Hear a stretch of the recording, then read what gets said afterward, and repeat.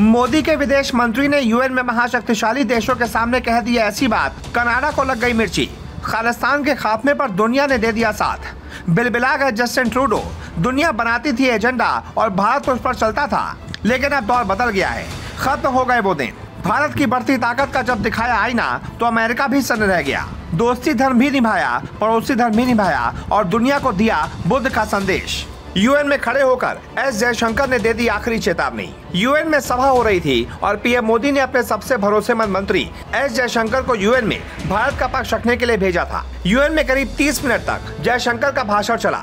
भाषण शुरू हुआ था तालियों से, लेकिन कनाडा और पाकिस्तान को आईना दिखाते हुए फिर नमस्ते पर जब खत्म हुआ तो 1 मिनट तक हॉल में तालियां बजती रहीं। इस भाषण में कनाडा के लिए बहुत बड़ा मैसेज था। जयशंकर के रूप में पीएम मोदी को एक ऐसा डिप्लोमेट मिला है जो दुनिया में भारत के विरोधियों को उनके घर में जाकर आईना दिखा रहा है। बहुत सारे लोगों को लगेगा कि जयशंकर का कोई पॉलिटिकल बैकग्राउंड नहीं था, फिर भी क्यों मोदी ने उन्हें मिनिस्टर बना दिया, वो भी सुषमा स्वराज जैसे नेताओं को ड्रॉप करके। दरअसल आईएफएस अधिकारी रह चुके जयशंकर रिटायरमेंट के बाद टाटा ग्रुप में global corporate affairs and international strategy development की जिम्मेदारी दी गई थी।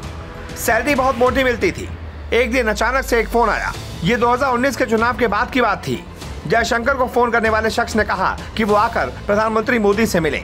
उनका कहना था कि आप कैबिनेट को ज्वाइन कर लीजिए। तब तक उनके मन में एक सेकंड के लिए भी ये बात नहीं थी कि उन्हें राजनीति में आना है। जयशंकर ने मन ही मन सोचा कि उन्हें तो राजनीति का कोई अनुभव है ही नहीं, न ही उनके परिवार में कोई राजनीति में रहा।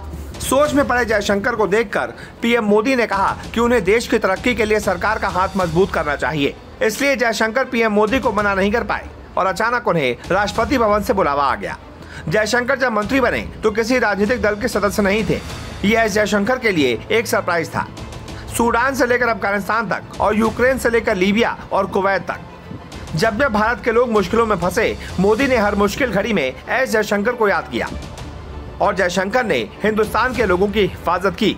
ब्रिटेन में मंदिरों को टारगेट किया जा रहा था। जयशंकर की मुलाकात हो रही थी ब्रिटेन के विदेश मंत्री क्लेवरली से। जयशंकर ने फौरन कहा, याद है ना विजन 2030, आगे साथ चलना है तो सबसे पहले मंदिरों को सुरक्षा दीजिए। यूक्रेन और रूस के बीच तनातनी का माहौल था। भारत पर दबाव बनाया जा रहा था कि वो रूस का तेल ना खरीदे। अमेरिका बार बार आंख दिखा रहा था। ब्रिटेन की तत्कालीन विदेश मंत्री लिज ट्रस ने जयशंकर के सामने एक सवाल फेंका कि अमेरिका जैसे देशों के मना करने के बाद भी रूस से तेल क्यों खरीदा जा रहा है। जयशंकर ने खुलकर कहा कि रूस पर प्रतिबंध की बात करना एक अभियान जैसा लगता है, जबकि यूरोप रूस के युद्ध के पहले की तुलना में ज्यादा तेल खरीद रहा है। थोड़ी देर में जयशंकर ने दुनिया के सामने आंकड़े भी रख दिए। ब्रिटेन की विदेश मंत्री की बोलती बंद हो गई।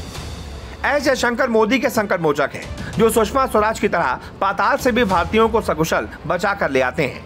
यूक्रेन में भारत के बच्चे फंसे थे। मोदी टेंशन में थे। सरकार ने उन बच्चों को लाने के लिए ऑपरेशन गंगा की शुरुआत की और मोदी ने सबसे पहली कॉल जिससे लगाई वो एस जयशंकर ही थे।